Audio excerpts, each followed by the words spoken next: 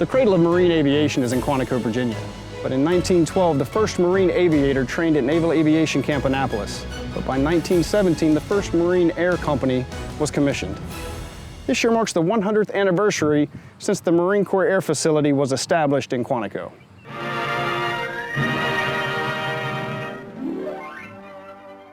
In the earliest days, it was mostly barrage balloons and artillery spotting.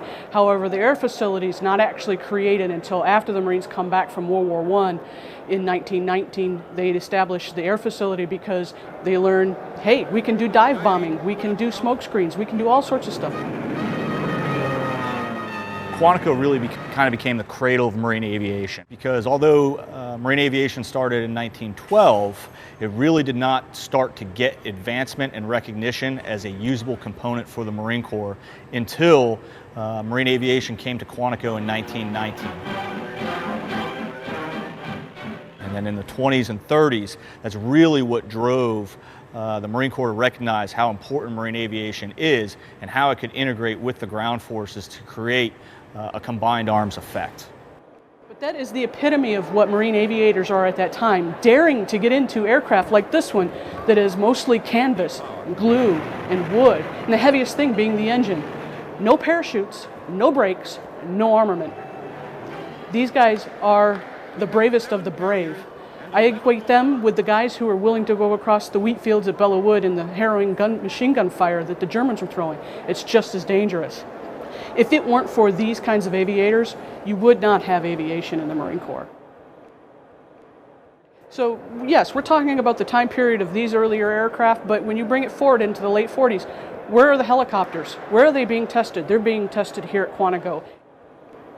After World War II, HMX-1 Presidential Helicopter Squadron was activated. They're the ones who tested and evaluated helicopters.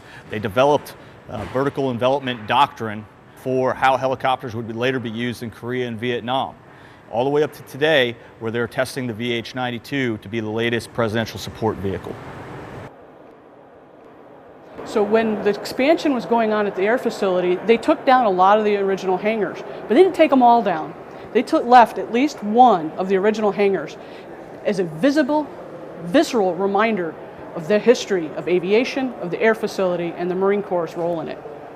They could have taken them all down and replaced it without a blink, but that's not what the Marine Corps does. The Marine Corps remembers its history. The hangar that we're standing in right now, it was known as the Martin hangar because this was the hangar that they built to house the Martin torpedo bombers back in 1924. Then in 1937, they moved that hangar to its current location. All these buildings are National Historic Landmarks that need to be preserved and Marines need to be educated about so we don't lose this history.